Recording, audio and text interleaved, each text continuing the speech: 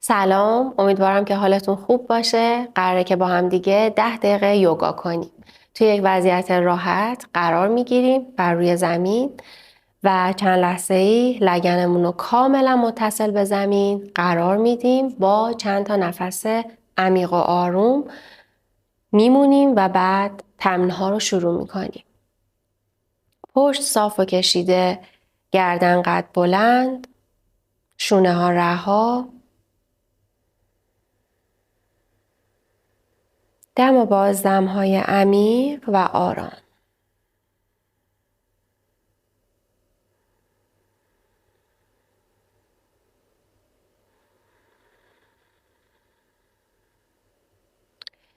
دستا رو کنار لگنمون قرار میدیم و آروم پاها رو به سمت جلو صاف روی زمین میگذاریم. میتونیم از دستمون کمک بگیریم و مهره‌هامون رو به سمت بالا بکشیم و انگشتای پا رو به سمت خودمون. به اندازه 2 تا نفس طولانی میمونیم. با هر دم ستون فقرات رو به سمت بالا کشیده نگه میداریم. و با هر بازدم خودمون رو رها ولو نمی کنیم. همینطوری صاف و کشیده.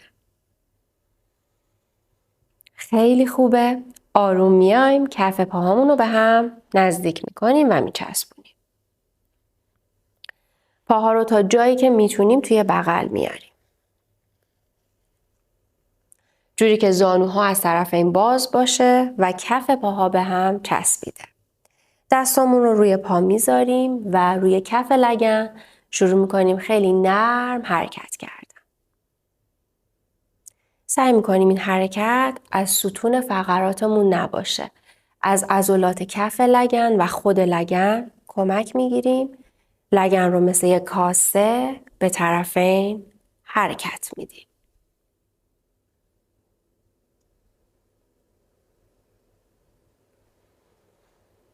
خیلی خوبه. برمیگردیم توی نقطه وسط. مطمئن میشیم که لگنمون سر جاش توی نقطه وسط قرار گرفته. کف پاها رو به هم چسبیده نگه می‌داریم. حتی میتونیم از دستمون کمک بگیریم که پاها رو به هم بچسبونیم. و شروع می‌کنیم خیلی نرم یک حرکت کوچیک به مفصل رانمون و 2 تا پاهامون رو نرم حرکت میدیم. ستون فقراتمون صاف، نفسمون راحت، پاها رو حرکت میدیم. میتونیم حرکت رو بزرگترم بکنیم. بالا و پایین، بالا و پایین. عالیه. دوباره حرکت رو کوچیک میکنیم تا به نقطه 0 برسه و پا ثابت بشه. توی این وضعیت دستمون رو میذاریم روی پاهامون. سعی میکنیم توی پاهامون رو رها کنیم و با دستامون خیلی آروم زانوها رو به زمین نزدیک کنیم. هر چقدر که میتونیم. و چند تا نفس میمونیم. توی لگن رها، انقباض پاها آزاد.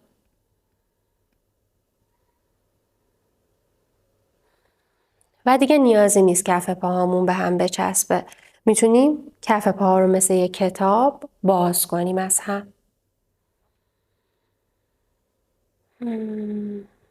و کاملا پا رها.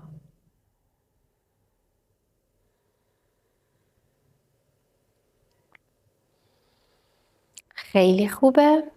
آروم از تکنیک میخوایم بیایم بیرون. دستا رو میذاریم پشت بدن. پاها رو به هم نزدیک میکنیم و نرم پاها رو میذاریم روی زمین.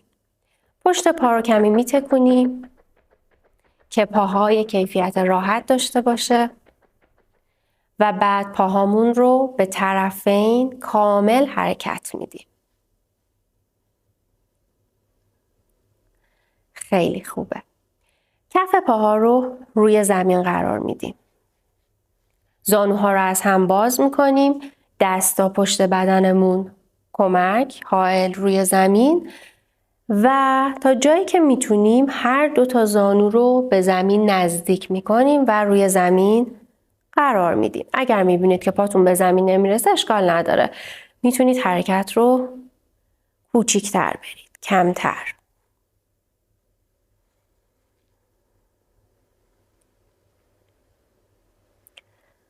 و اگر میتونیم زانوها رو کامل روی زمین قرار میدیم.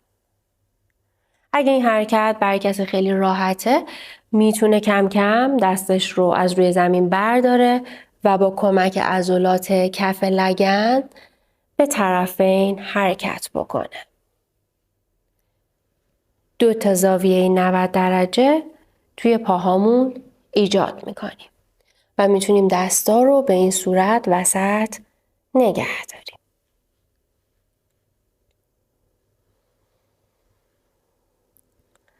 خیلی خوبه. برمیگردیم وسط، دستا رو روی زمین قرار میدیم، دوباره پاها رو رها میکنیم و پاها رو میتکونیم. و بعد پاها رو به طرفین چپ و راست حرکت میدیم.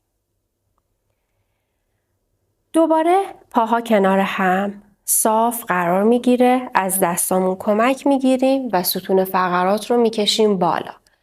اگر این نشست برامون راحته دستا رو برمیداریم بدون کمک دست ادامه میدیم و اگر این نشست برامون سخته میتونه کلاً دستمون کنار لگنمون باقی بمونه.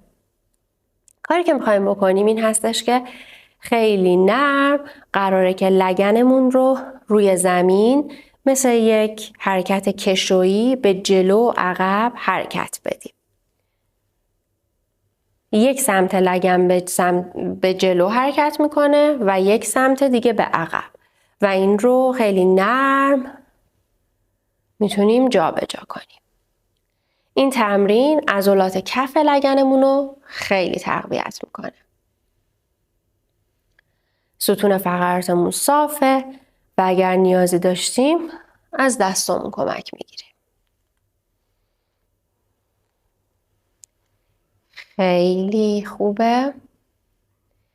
حالا کف پاها روی زمین قرار میگیره و میتونه قرار نگیره. میتونیم پاشنه پا رو زمین فیکس کنیم و شروع کنیم با کف پاهامون با کف لگنمون به سمت پاشنه پاها حرکت بکنیم تا جایی که میتونیم و بعد این حرکت رو برعکس به سمت عقب. اگر عقب رفتن برامون سخته از دستمون میتونیم یک کوچولو کمک بگیریم ولی خب بهتره که بدون کمک دست لگن رو به عقب حرکت بدیم تا جایی که زانوهامون روی زمین صاف بشه و دوباره میتونیم از عقب به سمت جلو حرکت کنیم. فقط دقت بکنید که کف پا ثابت میمونه.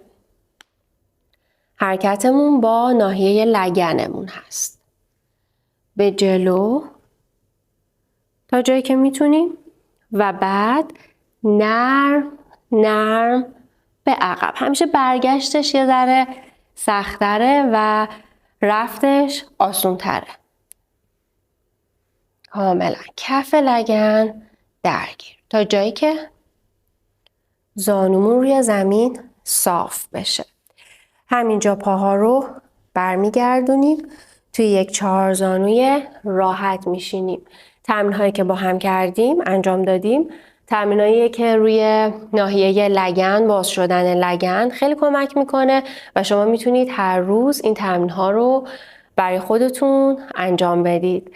امیدوارم که تمرین‌ها براتون مفید بوده باشه. مراقب خودتون باشید تا دفعه بعدی. خدا نگهدار.